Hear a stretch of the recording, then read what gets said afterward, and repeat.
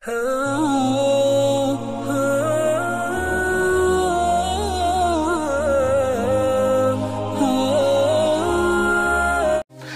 वालेकुम दोस्तों, कैसे हो? उम्मीद है कि सब खैरियत से होंगे। अल्लाह आप लोगों को ऐसे ही खुश रखे।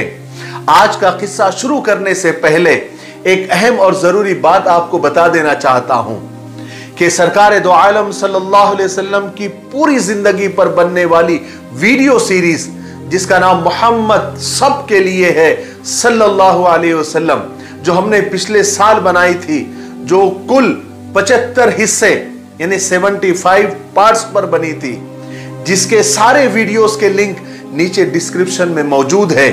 या आप YouTube के सर्च बॉक्स में जाएं और सिर्फ इतना लिखें कि मोहम्मद सब के लिए सल्लल्लाहु अलैहि वसल्लम, सिर्फ आप इतना लिखें तो आपको पूरे वीडियो सामने आ जाएंगे।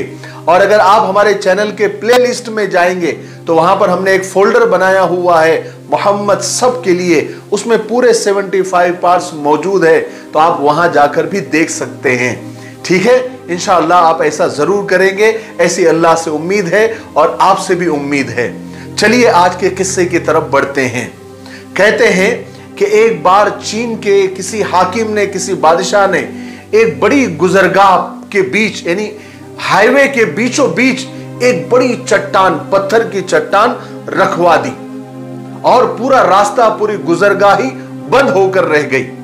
और अपने एक पहरेदार को, एक चौकीदार को नजदीक के एक दरख्त के पीछे छुपाकर बिठा दिया ताकि वो आते जाते लोगों के रिएक्शन, रद्द अमल सुने और बादशाह को आगाह करे, बाखबर करे, उसे बताए कि लोग आकर उस पत्थर के बारे में क्या कह रहे हैं।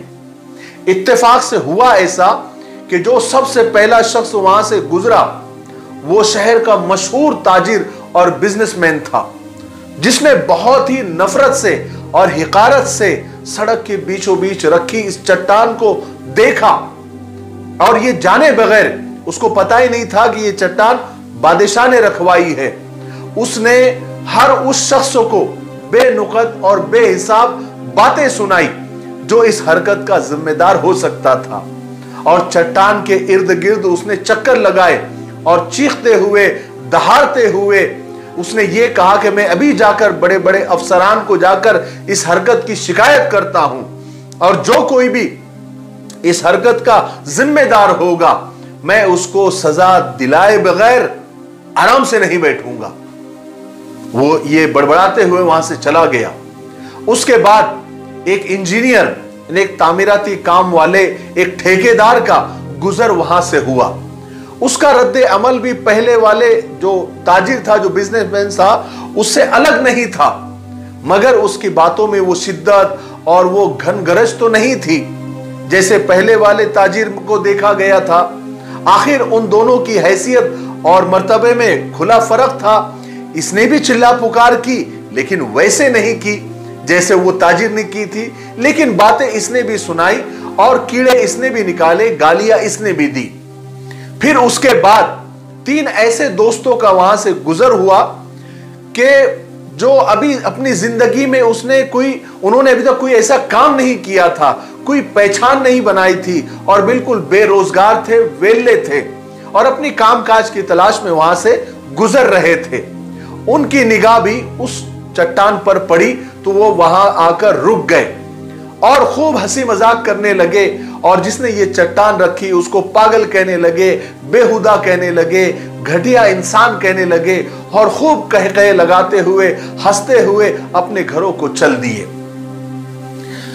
अब उस चट्टान को बीचों बीच रखे हुए 2 दिन गुजर गए थे।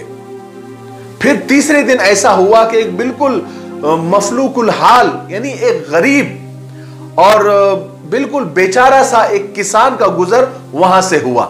उसने भी उस चट्टान को देखा और उसके दिल में जो सबसे पहली बात आई वो ये थी कि अरे ये चट्टान यहां कैसे, लोगों को कितनी तकलीफ हो रही होगी।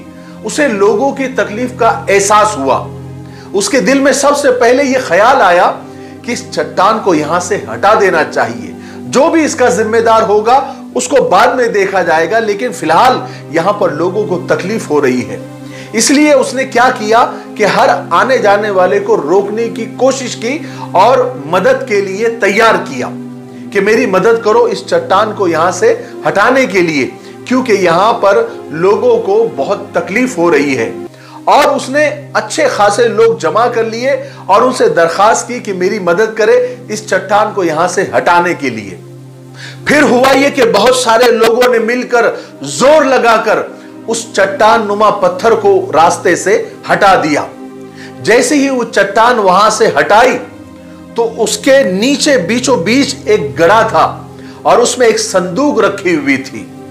वो संदूक उस किसान ने निकाली और खोलकर देखा तो उसमें सोने का एक बड़ा सा टुकड़ा और एक खत रखा हुआ था, जिसमें यह लिखा हुआ था कि बादशाह वक्त की तरफ से, हाकिम वक्त की तरफ से इस चट्टान को सड़क के दरमियान से हटाने वाले शख्स के नाम, जिसकी मुस्बत और पॉजिटिव सोच और अमली सोच ने इस मसले को यानी इस प्रॉब्लम को बजाय शिकायत करने के उसने इसका हल निकालना और इसका सलूशन निकालना ज्यादा बेहतर जाना, यह इनाम उसके लिए है। और वो किसान, वो गरीब किसान एक थोड़ी सी कोशिश की वजह से, एक थोड़े से अच्छी सोच की वजह से और पॉजिटिव सोच की वजह से अचानक मालदार बन गया और बादशाह वक्त की नजर में वो बड़ा आदमी बन गया। क्या ख्याल है आपका? आपके आसपास गिर्द नवा में आप नजर दौड़ाए और देखें कितने ऐसे मसाइल हैं, कितने ऐसे प्रॉब्लम हैं जिनके हल और जिनके सॉल्यूशन हम बहुत आसानी से पैदा कर सकते हैं। मगर हमारी ये आदत हो चुकी है कि हम मसाइल पर बात तो करते हैं, हम प्रॉब्लम्स पर बात तो करते हैं, लेकिन एक दूसरे को कोसते हैं, बुरा भला कहते हैं, गालियां देते हैं। हमारी परेशानी और मुसीबतों की वजह हम दूसरों को समझते हैं। अगर आप अपनी परेशानियों और मुसीबतों की वजह दूसरों को समझते हैं तो याद रखें, आप कभी भी अपनी मुसीबतों और परेशानियों को खत्म नहीं कर सकते। हालांकि ये कितना आसान है कि जब हम जमा होकर एक दूसरे को कोस सकते हैं, एक दूसरे को गालियां दे सकते हैं, तो जमा होकर उस मसले का हल नहीं निकाल सकते? बिल्कुल निकाल सकते हैं, लेकिन थोड़ी सोच बदलने की जरूरत है, थोड़ा एफर्ट लगाने की जरूरत है। तो फिर क्या ख्याल है आपका? शिकवे शिकायतें बंद करो और शुरू करो अपने आसपास के मसाइल को हल करने की कोशिश करना। मेरे आज का यह किस्सा सुनाने का मकसद, मुझे उम्मीद है आपको समझ आ गया होगा। ठीक है, तब तक मेरे लिए, पूरी उम्मत के लिए, पूरी इंसानियत, पूरी मानवता के लिए और हमारे प्यारे मुल्क भारत के लिए और यहाँ के अमन शांति के लिए और इस मुल्क की तरक्की के लिए खूब दुआएं करते रहे। अस्सलामु अलैकुम व रहमतुल्लाहि व बरकातुहू।